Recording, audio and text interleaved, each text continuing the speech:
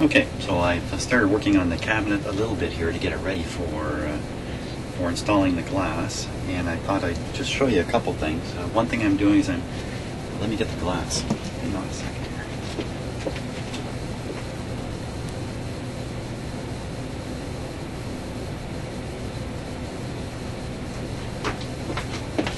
Ooh, I should have had this in my hand when I started the video. So here's the glass. Cleaned, but you can still see lots of streaks on it. It's not cleaned beautifully yet. And I did discover that the paint is quite resilient. So I was able to wipe over it just with water and a light brushing with a piece of paper towel like this. Not this one, but like this. Just very, very carefully. Starting, as I said, in the corner. Now, if you look, I don't know if you can see this. A little bit of the paint is gone there, right on the edge of that. And that's where I was experimenting, and it took a fair bit to lose that, but it did come off. So I was very careful. What's happening with this color paint can be completely different from what happens with the red or this. It can be completely different. So you really, really have to be careful on this, because what's at stake is the radio itself. Ruin this, you ruin the radio. So the other thing I do is, while I'm wiping it, it's just about impossible to get around all this, and I'm going to have to do a little bit of that too. I'm looking at it, and what I'm looking for is any evidence of paint.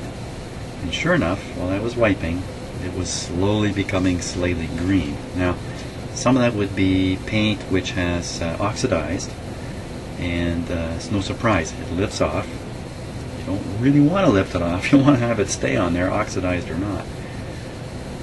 But it doesn't mean the paint is fully dissolving into the cloth. Not necessarily, but wow, when you see something like that, it's time to, whoa, slow down. I've done something interesting with the big numbers here for the AM band. The numbers are actually on both sides. I guess that gives it a little special look or something. Yeah. So the bigger problem with this, though, is this material that's left on the edges here.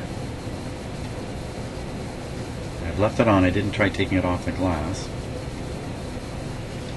This was probably a foam. I mean, it looks almost like rusty steel now, the way it looks. Maybe it was up against some steel. Maybe there's steel here? I don't think so. So I think it's just very compressed foam. This looks a little different, this material. But, and then some of it was left in the cabinet. Let me put this where it's safe again.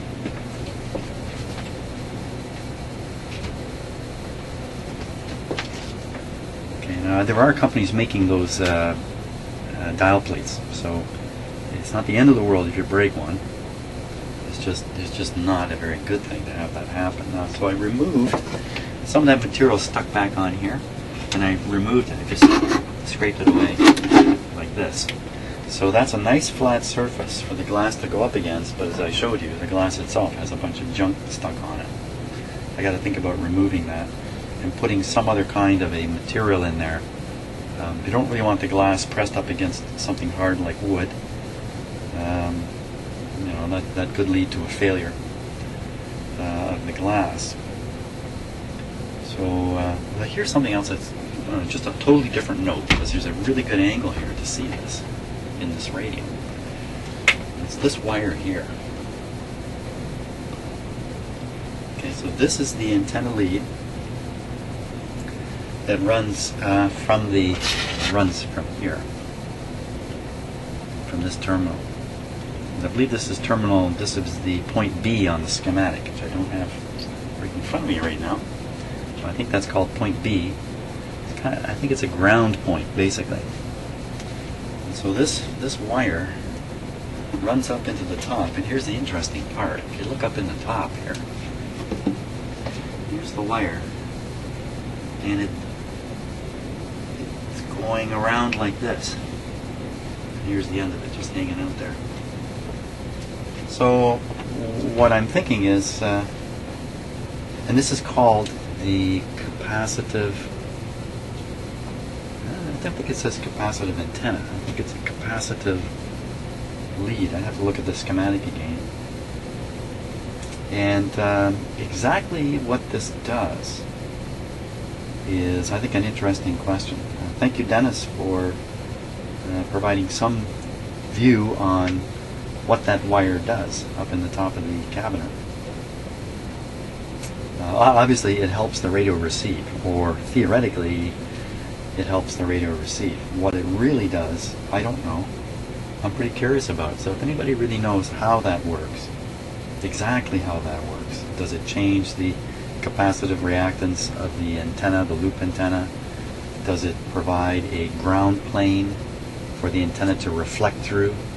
So the antenna, in effect, has a reflected version up above the radio. I don't know, I'm just making this stuff up. So don't know, but I'd really like to understand what that's doing and what that is. I think it's a hint on an aspect of antennas that we don't hear very much about normally. Now, when I was a kid, I had a CB radio. Well, I guess I was 17 years old. I wasn't quite a kid. I had a CB radio. I had a big antenna on top of my house, and the very top of this vertical antenna had 3 little pieces coming out, maybe about that long, not very long, and that was called the capacitive hat. And so I remember that. I always was kind of curious about what exactly that was doing, and I wonder if this isn't the same thing here, in effect. I don't know. I don't know why I would think it's the same thing. So anyway, that's a little bit on what I'm doing. I'm not going to video the work itself. It's just a lot of noisy work. Oh, here's my chance to glue that block back in there too, which I will do. And then we will mount the glass after I figure out some kind of rubber or foam framing I need to put in there. And then we'll put the radio back in and perform the final alignment on it. Hopefully the very last thing is I'll be sitting with the radio tuning a bunch of stuff. Maybe later today even, if we can make good progress on this. So that's it from the shop for the moment. Here's a quick look at the last things I'm doing to clean off the glass, which is I've removed all the remaining dried up junky rubber. I guess it was rubber strips. Hard to tell what it was.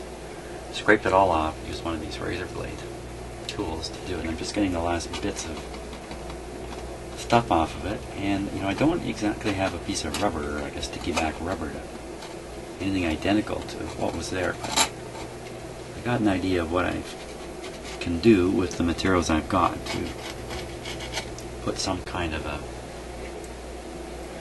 cushion around the glass. I think that's pretty important to do that. I don't think I want to screw this right in up against the wood. So that's what I'm up to here. Okay, so I'm just finishing installing the bumpers around the outside of the glass, so the glass can, let's say, press comfortably against the wood of the front. So this is just double-sided tape that I put on there. And I have this curious material. I have a whole bale of this stuff. It's like a hose, if you like. So it's very squeezable. It's very ideal for this. Just put this here, put that there. There we go. Now I should be able to reinstall the glass back into the radio.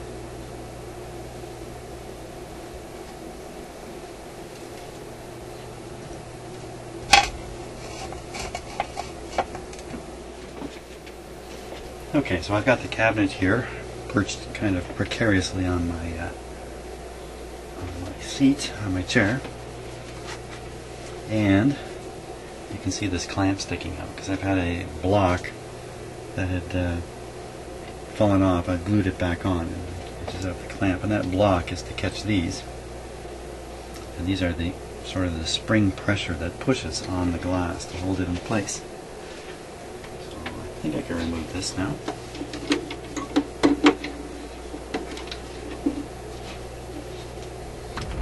Okay.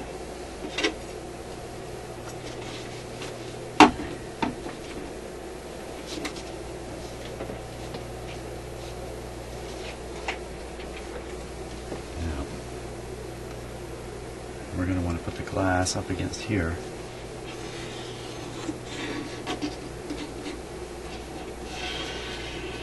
Feels pretty good. Here's the block I glued in. Didn't get it very straight, did I? Feels pretty solid.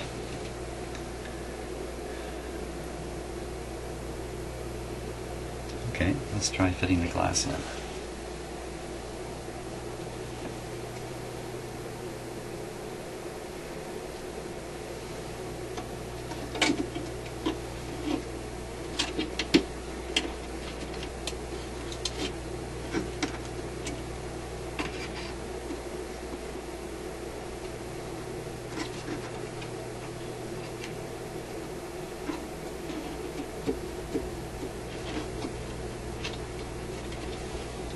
Catch on the corner down here. Same thing there. That's pretty good.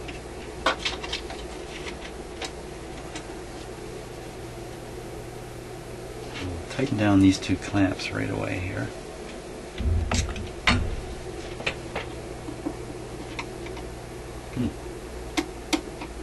don't think that's going to work. I need something under the clamp.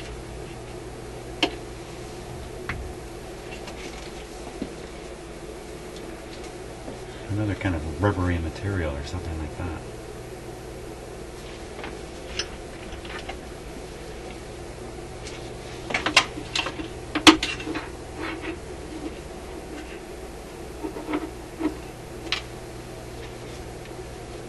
Can't beat a piece of rubber for being rubbery. Maybe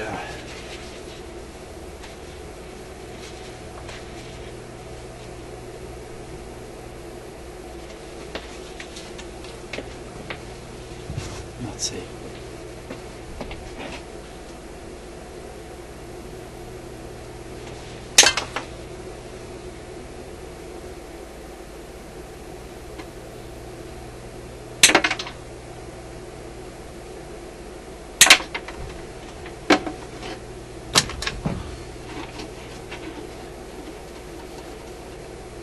That should be pretty good.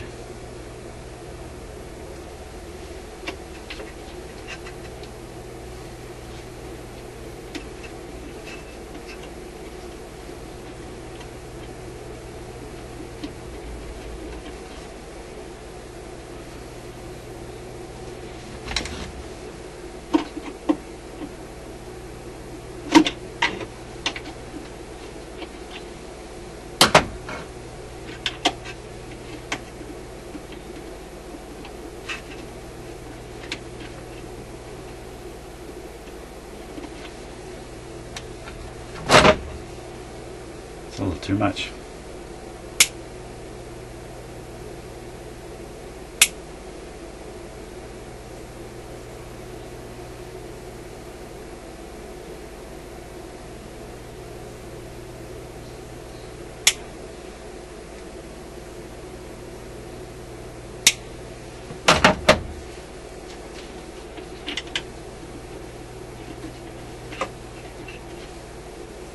That's better.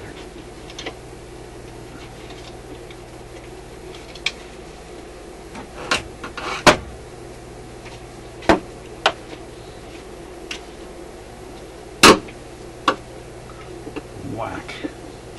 Drop the screwdriver and break the glass. That'd be good.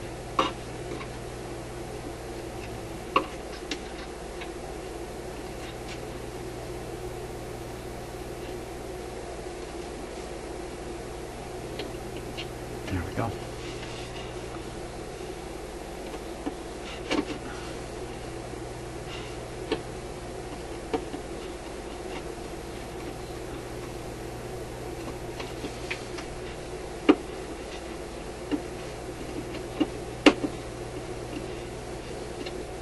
Excellent. Okay. Pretty happy with that. Now these clamps.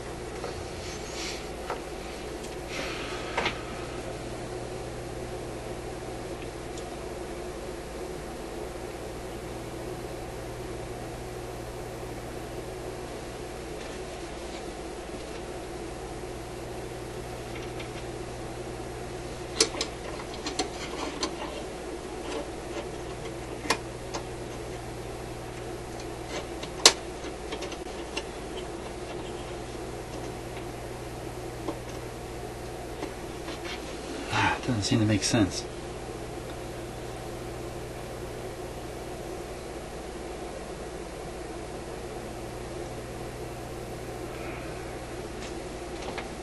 Make more sense like this.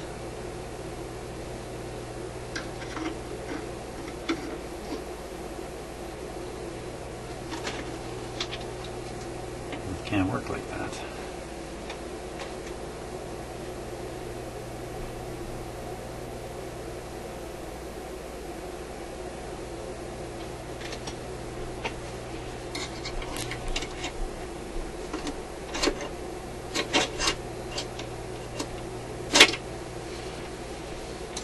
Why do you do this in such a weird way anyway?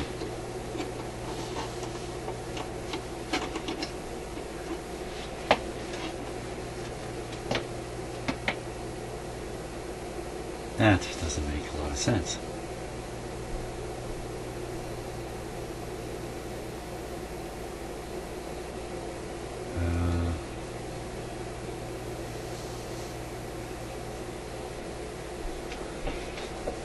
Because it's held wonderfully down at the bottom here.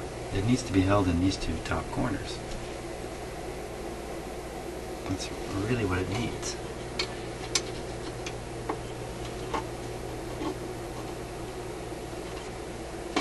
Another piece of rubber under there. That might do it. Let's see.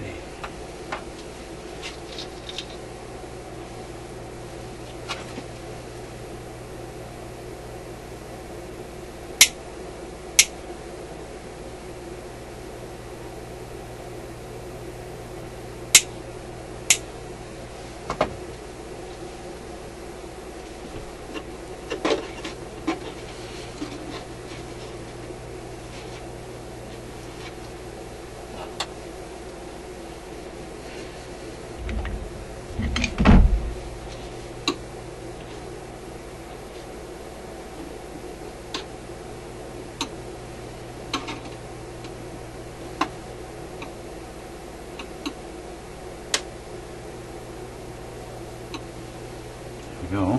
That's good. Yeah. Just hope this doesn't pop off. It's too soon to put this in here.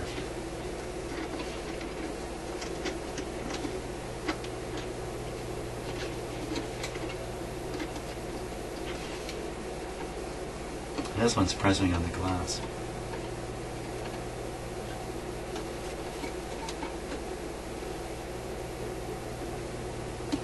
In there very solid.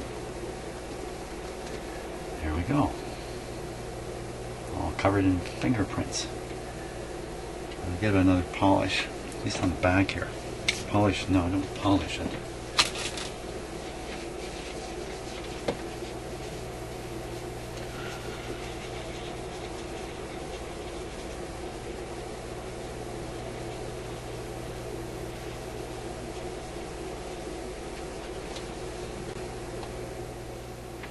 Okay, so here's how it looks if you backlight it. Looks pretty good.